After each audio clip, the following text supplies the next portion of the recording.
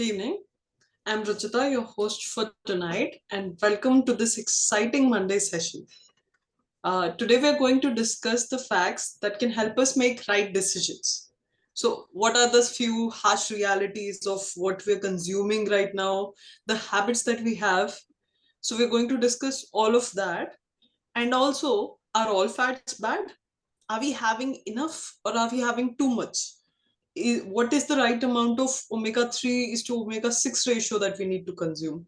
So we'll cover all this and a lot more. And for that, we have two esteemed speakers with us. First, I'd introduce Deepika Vora. She's extensive work experience in of about 20 plus years with corporates like NIIT, ICICI Bank, Radio Mirchi, and has 8 plus years of experience owning her own business. But most importantly, she's utilized the principles of this program to gain control of her health, and we need to listen to her carefully to be able to benefit from her experience. But before I call her upon, it is my honor and privilege to invite Farooq Tarapur to start the session.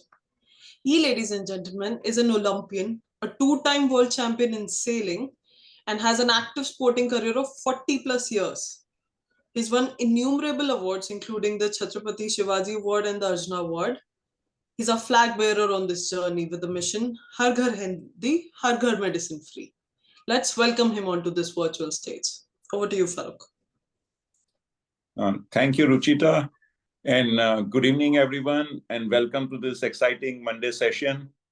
Some of us have just returned from Thailand, having an extremely exciting leadership session over there. And a few things, that we are observing in this community and in this program are that when you get onto this program, it is obvious that you're going to get a lot of knowledge.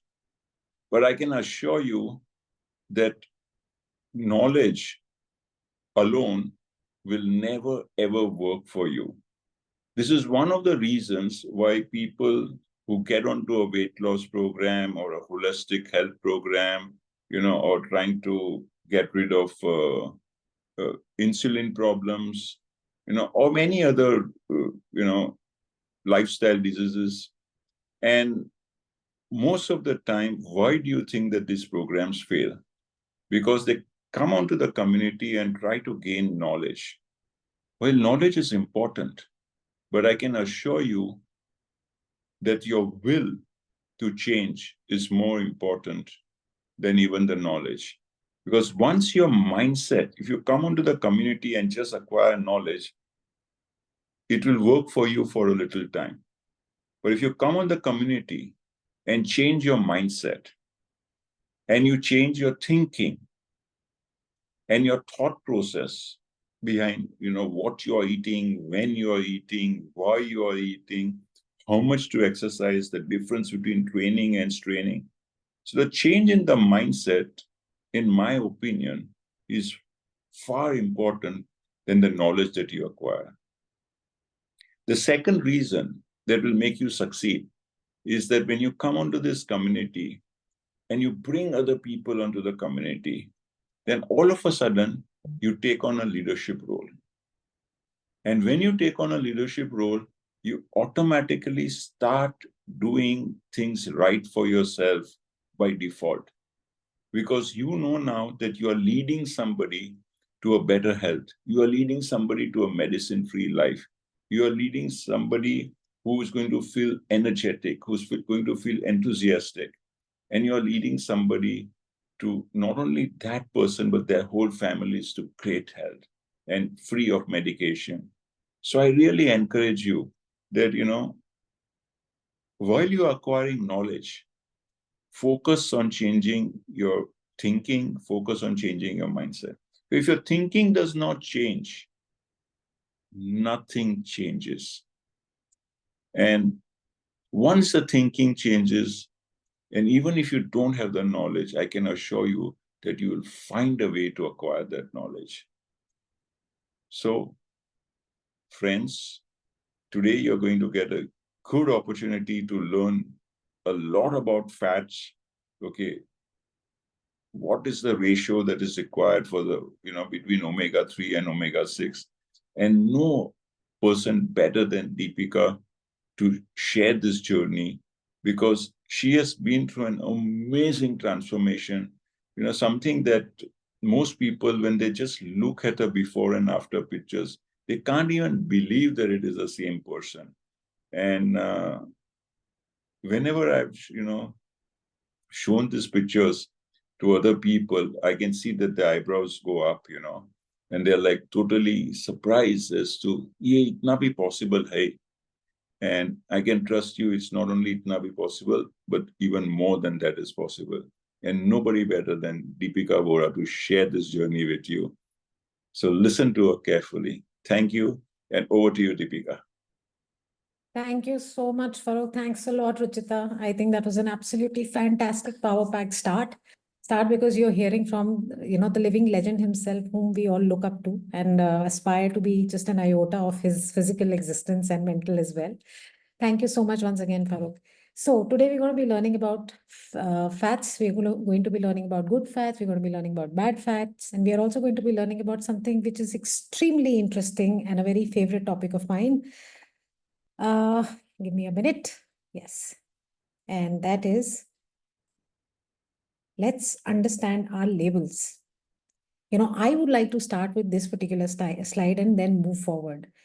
In today's times, when, even if you go to a pan ki shop, or if you go to a gas station, if you go to any shop in your vicinity, you will have a counter which is right next to the cash counter, where you will have these items kept, which are basically a no-brainer, which are kept there.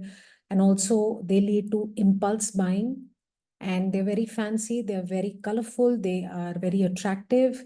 And they would usually come with labels like zero sugar, zero carbs, zero fat, real fruit, this, that, etc., etc. And the brands have names which are so close, which sound so natural that they are very, very misleading. It's extremely important for us to, these days, please read what you are going to be putting inside your body, because these labels are misleading. These labels are, I can't say enough of it, but a lot of unhealthy stuff is being sold in the market, claiming to be healthy on one ground. They could be, if somebody says it's a zero sugar, it certainly would be zero sugar. But trust me, nothing can be, made sweeter by not adding some form of sugar, which may be rather more harmful for your health. So yeah, just watch out for this. And with this, we will move forward with today's presentation, and we're going to be talking about harsh realities and more fact about fats. Uh, the harsh reality is how high sugar, high fat, highly processed foods, alcohol, and smoking damages your health, damages your physical health, damages your mental health.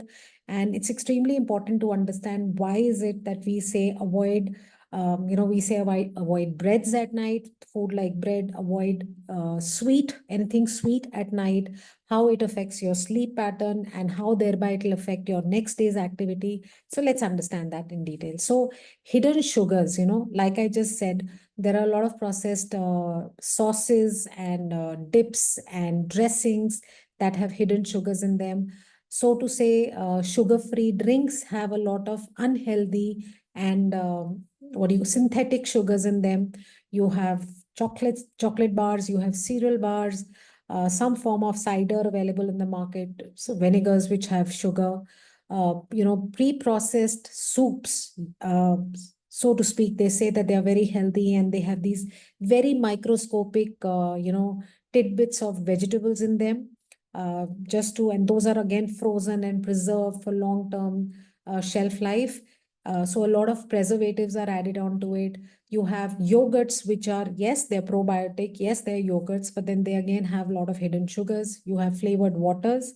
So as much as any form of soda or a fizzy drink is unhealthy, so are these flavored waters. The best is you can probably add a little bit of salt, add a little bit of lemon, add some mint at home, add some cucumber, add some ginger. Nothing to beat that kind of a flavored water, if at all drinking simple plain water is a challenge for you. Now, marketing labels, I've already said enough. Please read them carefully. They're misleading. You may be avoiding sugar, but you would be adding a lot more carbs and fats. You may be, uh, picking up something which has a very high concentration of protein. But like I said in the last session, it may also have a very high concentration of sugar and unnecessary carbohydrates, which you may not need. So be a little watchful. So what is the impact? Yes, addictive habits that it can persist right up till your adulthood. It has a negative impact on your overall health.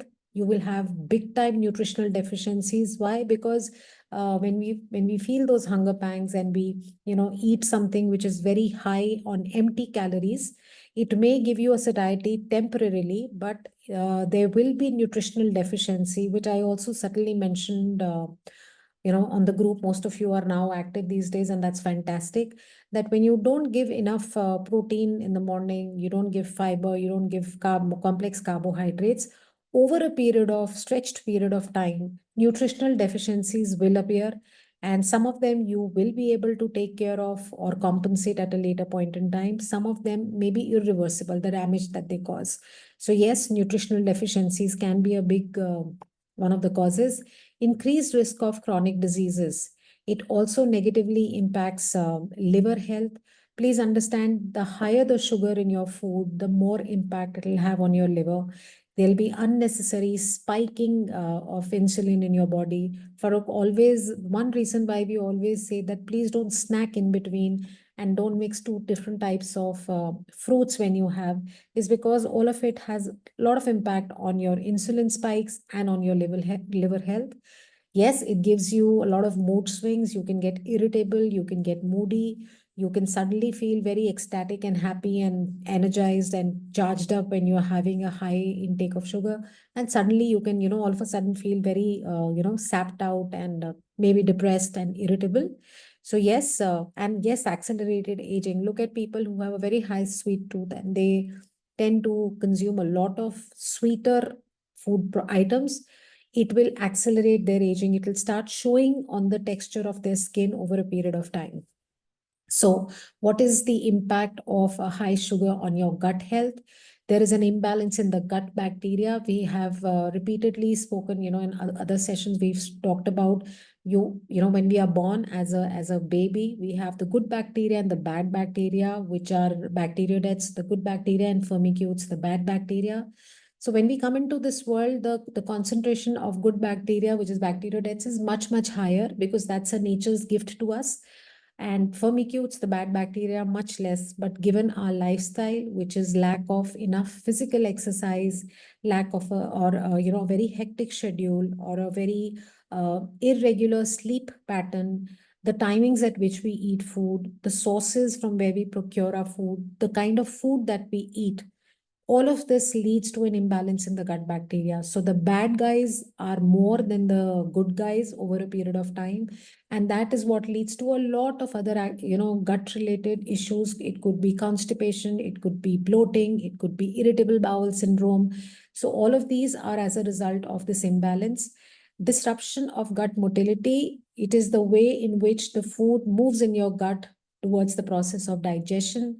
That would be interfered if there is a lot of high sugar in your food items. It will certainly affect the gut motility. Increased risk of gut dysbiosis. So there are millions and millions of living organisms in the form of bacteria in our gut, and there will be an imbalance on the type of organisms which are supposed to be there and which are not supposed to be there, so that will get affected. And yes, high sugar has, see, as it is, no matter what you eat, there is some or the other form of sugar in that. It could be something which is very body, your health and gut friendly. Some of them will be big enemies of your gut. So the more synthetic and more processed and more white sugar you have, it will eventually lead to a weight gain.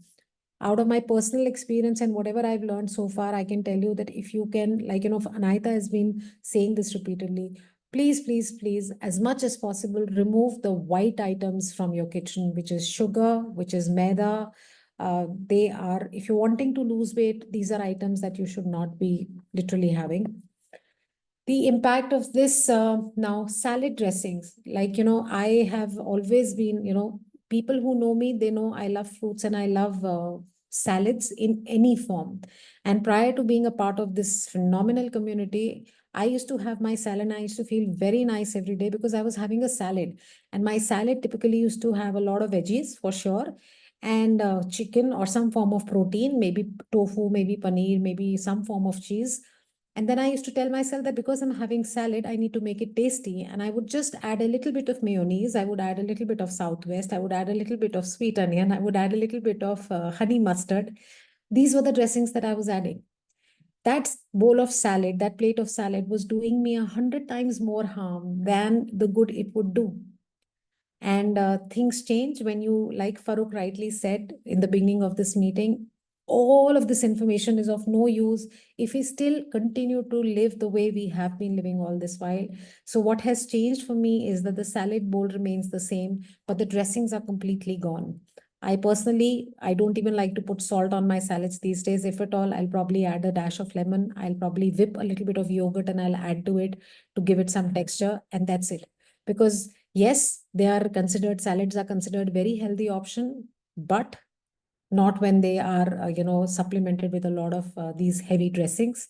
Processed snacks, yes, they are low fat, but they are very high in sugar content. Again, they have, there's something called as flavor enhancers and additives, which are, very bad contents. They're very high in sodium concentration. So you need to be aware of that.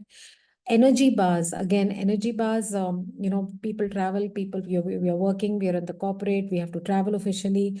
So a lot of people, when I see on the airports, they don't mind probably, snacking on to a cup of black coffee and an energy bar. And I just want to go up to them and tell them that please don't do this to yourself.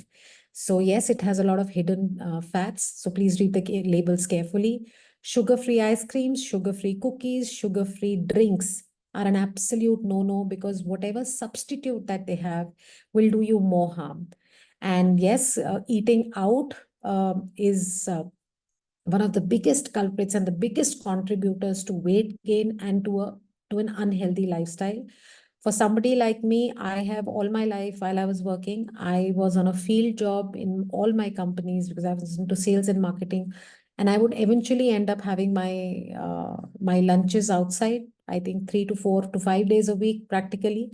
And 3 out of those 5 days used to be Subway salads and Subway sandwiches, thinking that it's very healthy. It is not healthy. Anything that you're having from the market, trust me, it's better to probably have, puri aloo made in your own kitchen rather than having, a synthetic and a sandwich from anywhere outside. It is going to be a lot more unhealthy. Dairy products, again, these provide essential nutrients, but they also contain hidden fats. So yes, uh, you know, Desi ghee, India is a very ghee oriented country, and it's considered to be very good. Yes, it is, but anything which is beyond moderation will definitely affect your health. So whatever you do, you need to read the labels, and you certainly need to do it in moderation. Let's understand the good fats and the bad fats. We've already covered them a little bit, but yes, you can use avocados these days. Everybody is talking about avocados.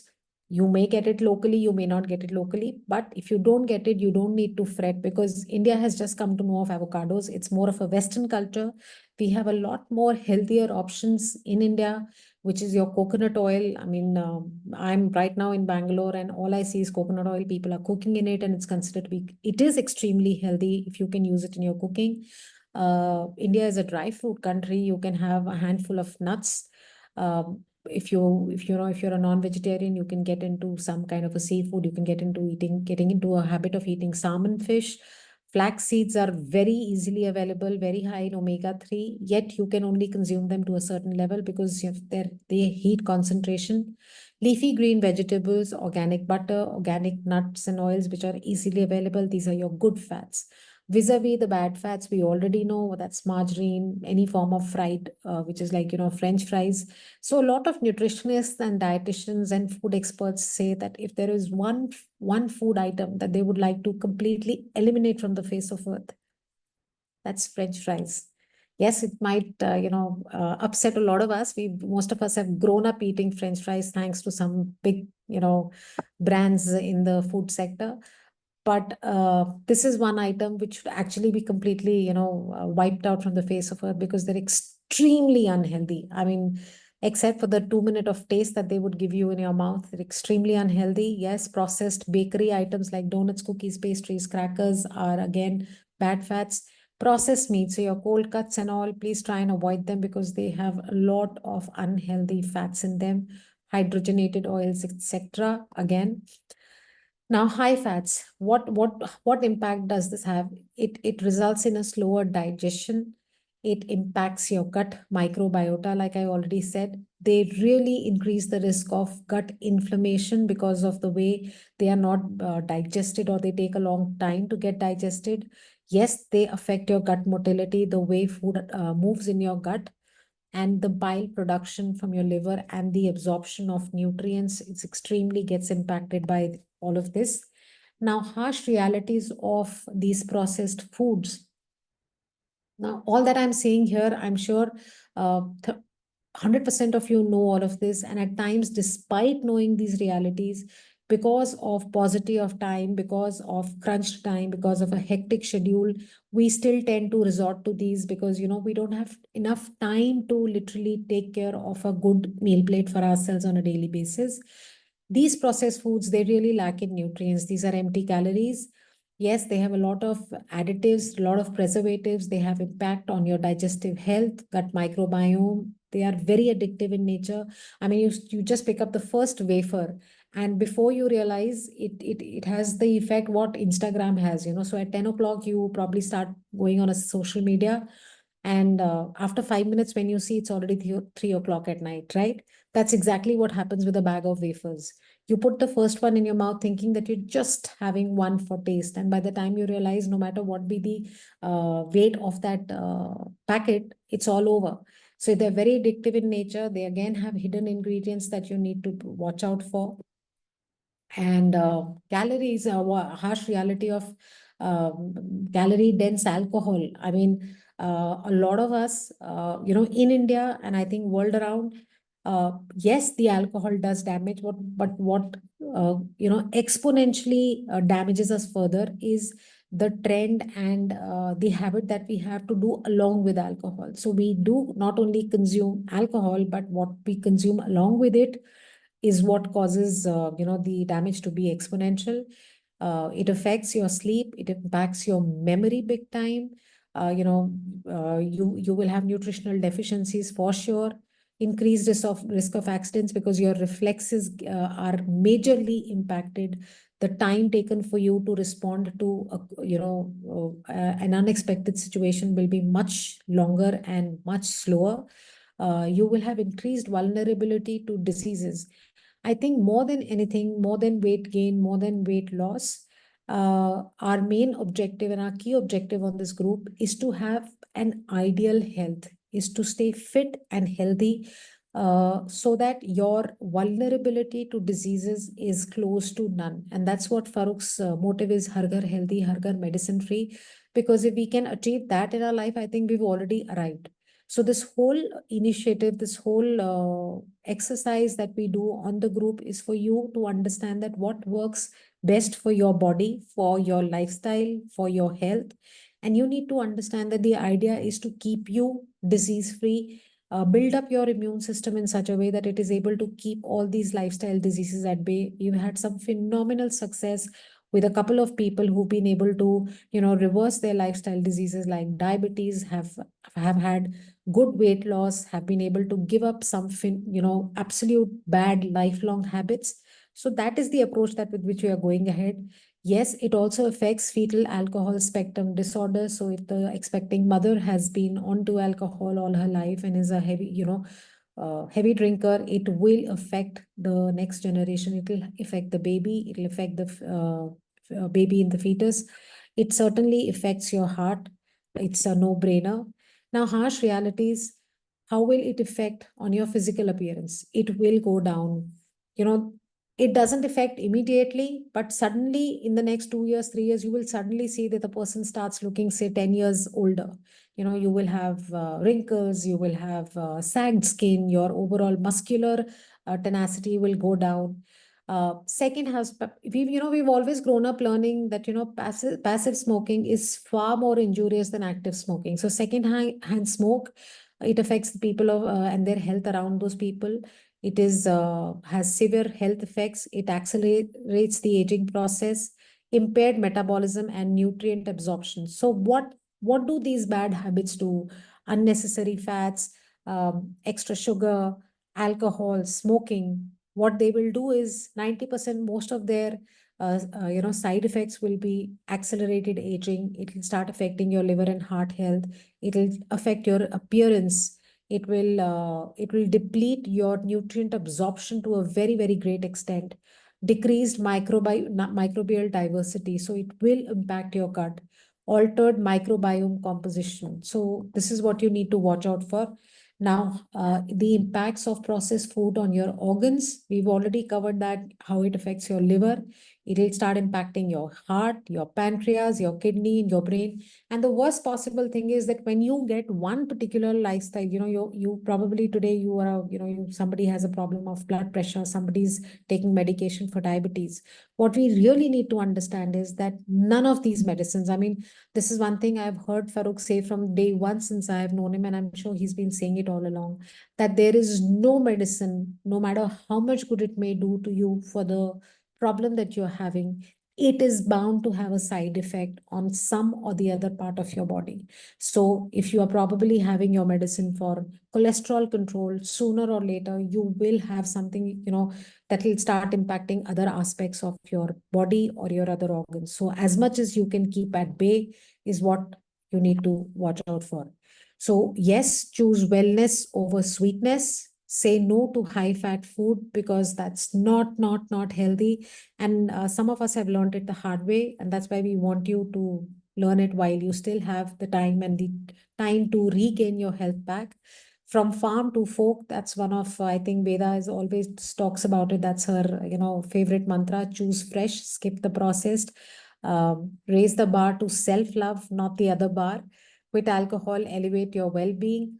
Free your lungs from smoking, reclaim your life, because you will feel more empowered when you are able to say no to things that you have been addicted to or used to all your life. Now, it's very important for you to know your dietary fat, what you need to eat and at what time.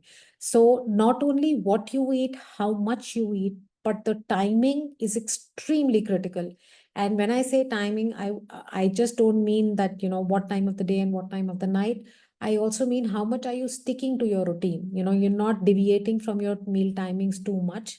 Okay. What are fats? Please understand these are extremely essential for your body. They are like a reservoir of energy. They are subset of lipids. They are your body's reserve battery, where everything exhausts. That's where the energy would come from. They give a lot of cushioning in your body in one form or the other, protect your body. They are found both in plant as well as animal sources. Now, again, how do they affect energy storage? A lot of energy you get from fats. They help in ideal cell function, the functioning of your cell. Our brain is made majorly of fats, so very, very critical for our brain function. It gives a lot of insulation and protection to our vital organs. So there is something called as visceral fat. Too less of if the visceral fat is too less, your organs are more exposed to damage. But if it's too much, yet that will also not give enough space for your organs to perform optimally. So your visceral fat needs to be in check. Nutrient absorption, they really help in absorbing the vital nutrients from the food that you consume. They help in hormone production. There are a lot of hormones that get produced in our body. They give you cushioning effects I've already covered. They also help in regulating hunger and satiety in your body. Various forms of fat. I'll not cover them too much in detail, but yes, you have saturated fats. They are given from animal sources like meat, dairy, which is ghee, butter, and from plant sources, that's coconut oil. Monounsaturated fats. So saturated fats are usually solid at room temperature. Monounsaturated fats are liquid at room temperature. Trans fats, they are made by heating liquid vegetables oil. Sources of monounsaturated fats are canola, groundnut, mustard, olive oil, etc. And the ones of trans fat, these are hydrogenated fats, sweets, fried. So vanaspati, growing up, we've all had that blue colored box in our kitchens. Our mothers used to make parathas out of those. I'm sure you know what am I talking about.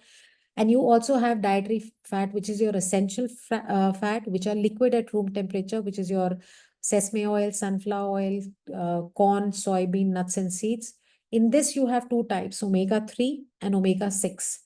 Now, omega-3 fatty acids, they usually come from your, marine sources, which is your fish, could be mackerel, could be sardine, could be salmon, oyster, flaxseed, chia seeds. So we are really hearing about flaxseed and chia seeds these days. Growing up, I don't remember hearing too much about these. Omega-6 comes from eggs and vegetable oil, sunflower oil, etc.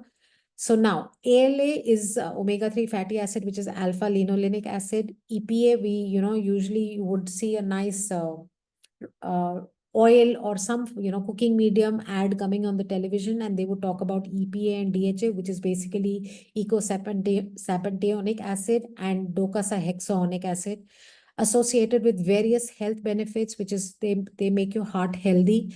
They are anti-inflammatory in nature, and they really help improve your brain function. The omega-6 fatty acids, they contribute to your cell structure, immune response, and hormone synthesis. Now, the key thing that you need to know is how to maintain a balance, the right proportion between omega-3 is to omega-6. We'll learn about that. Just a glimpse of plant-based sources and marine-based sources of omega-3 and omega-6. Majority in the form of ALA. They have limited conversion, very limited bioavailability. Their nutrient profile is protein, fiber, vitamins, and minerals, and they are more sustainable and have a lower impact on your environment. Whereas the marine sources, they come in the form of EPA and DHA that we just heard.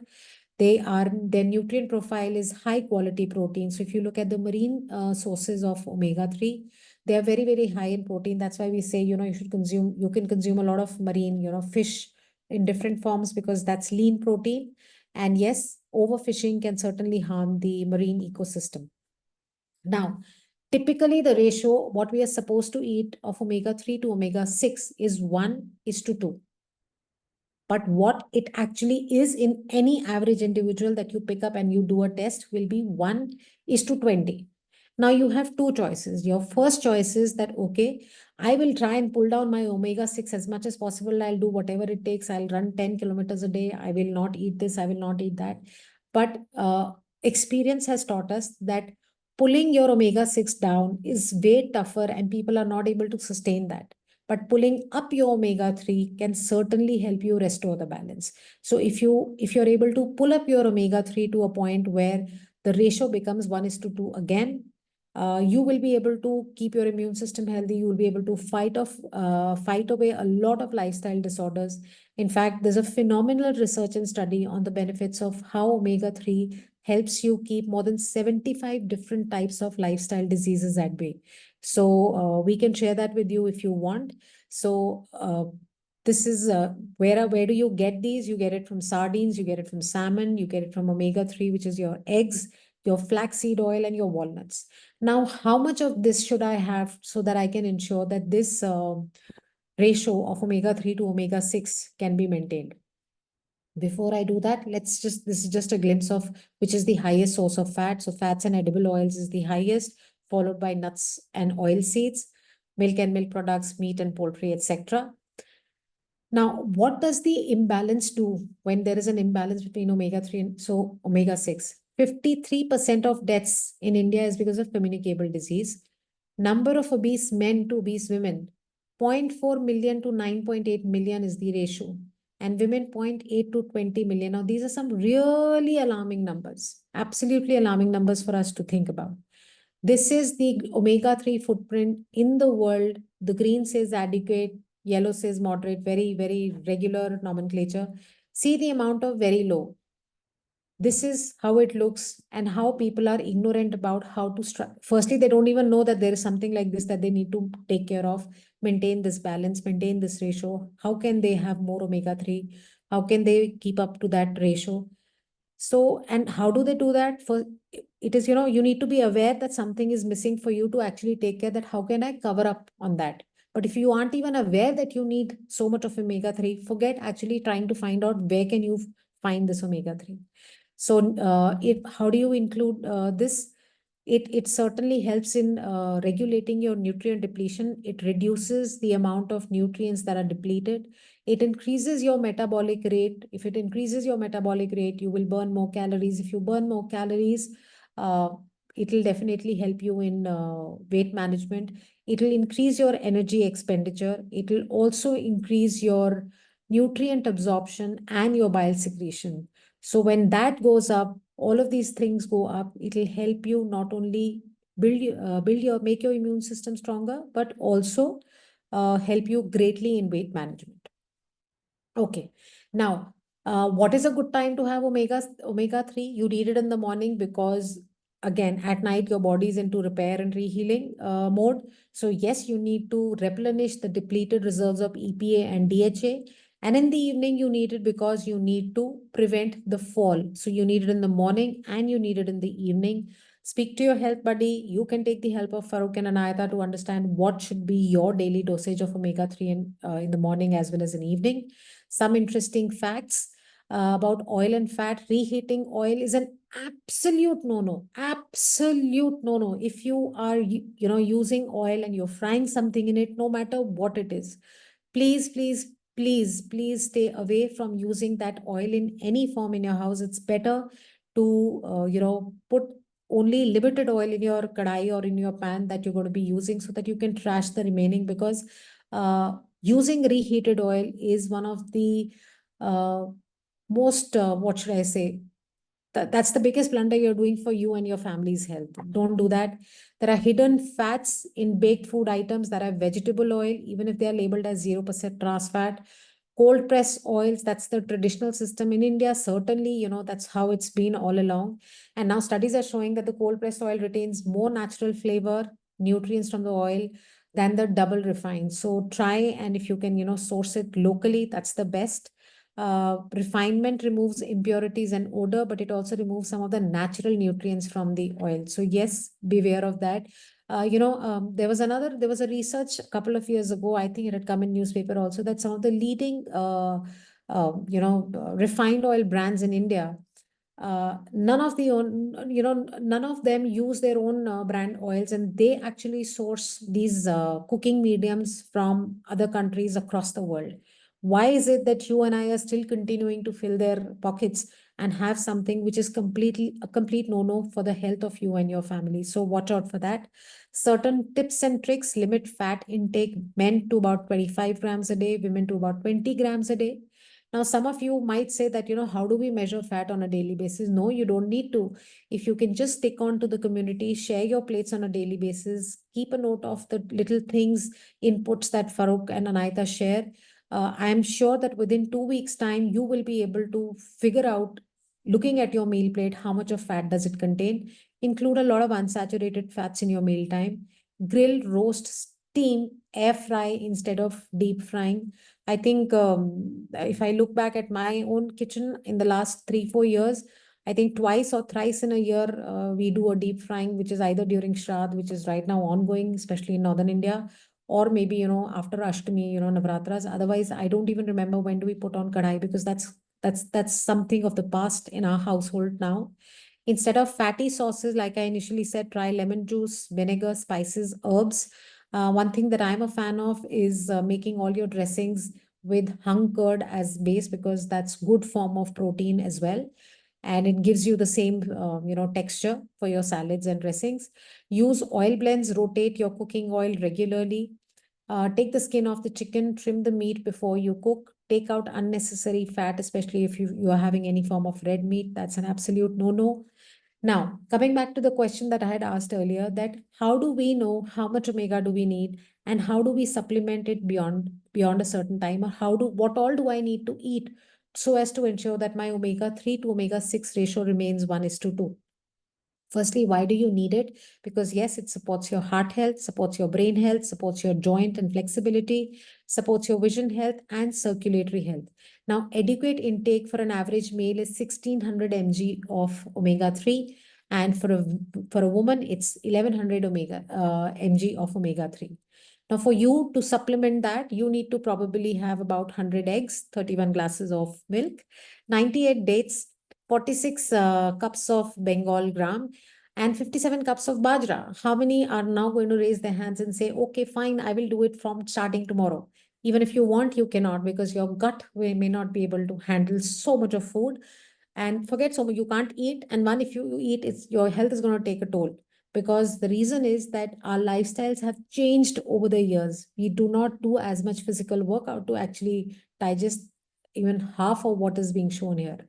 Instead, what you can do is you can probably take neutralized salmon omega-3, which is what we strongly recommend. And I can recommend it probably from a hilltop, because I have seen the immense benefit it has done, especially in the case of my own mom, who's a heart patient. And over the last 4 years, touch wood, how has it helped her stay in shape? Touch wood, get better reports than before. Each time she's she's doing touch wood phenomenally well, thanks to this and a couple of other supplements recommended by Farooq. So yes, we strongly recommend omega-9 neutralized salmon omega-3. One soft gel is 180 mg of EPA, 120 mg of DHA. Speak to Farooq and Anayata to know what is your ideal dosage on a daily basis.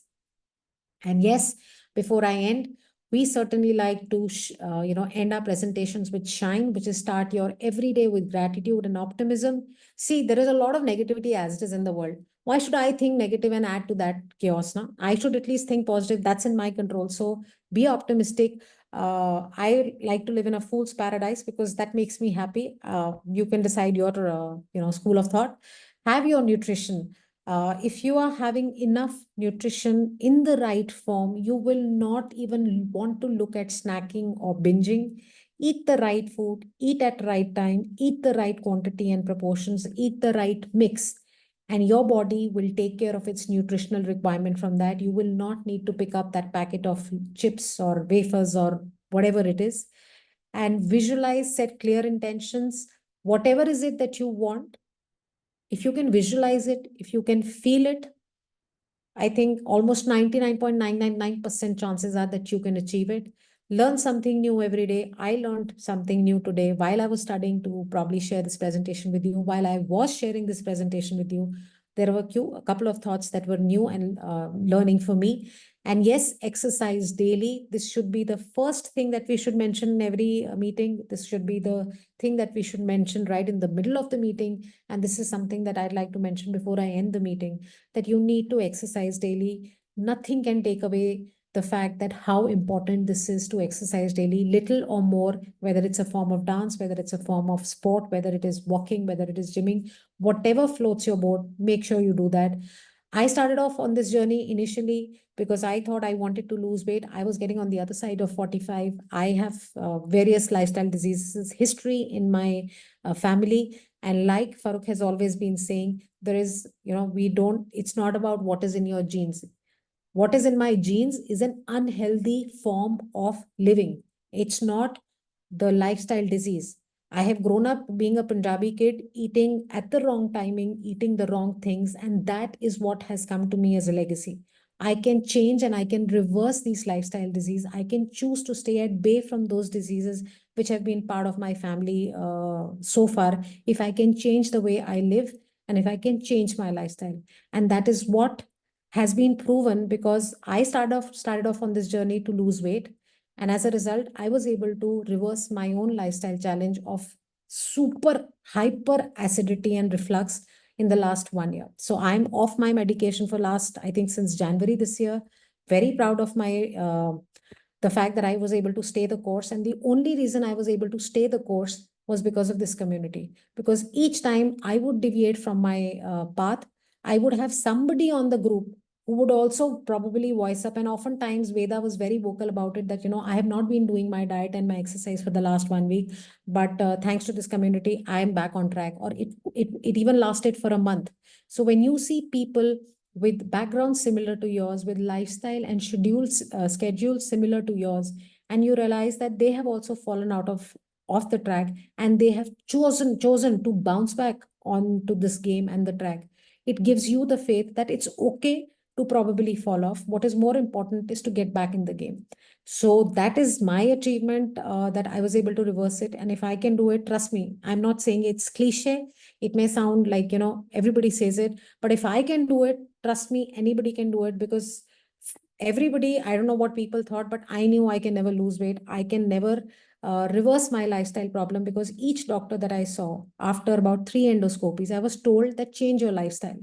What I had to do to change my lifestyle, nobody answered. And the only person who answered this was Farooq and this community. So that's all from my side. I hope I've been able to make you understand, even if 1% of this entire thing, my job is done tonight. Over to you, Rachita.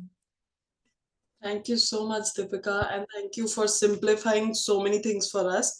I think it was eye-opening, to realize whatever we've been eating and how incorrectly things are advertised just to promote the sales. And I think we've all fallen prey to that. We've all introduced Atta Maggies in our kitchens thinking it's all Atta, it's all good. We should probably have them and not have any effects on us. Uh, do we have any questions from anyone before we close the session?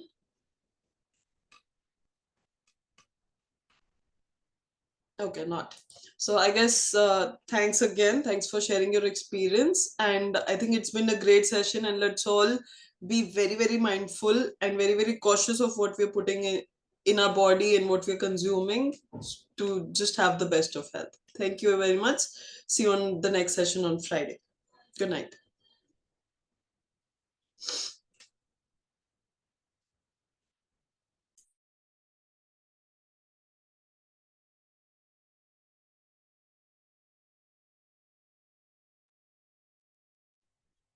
Veda, could you end the session?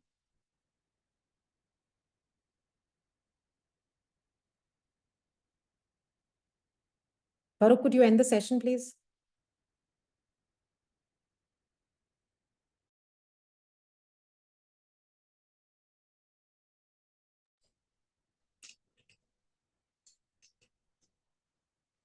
Veda, could you end the session?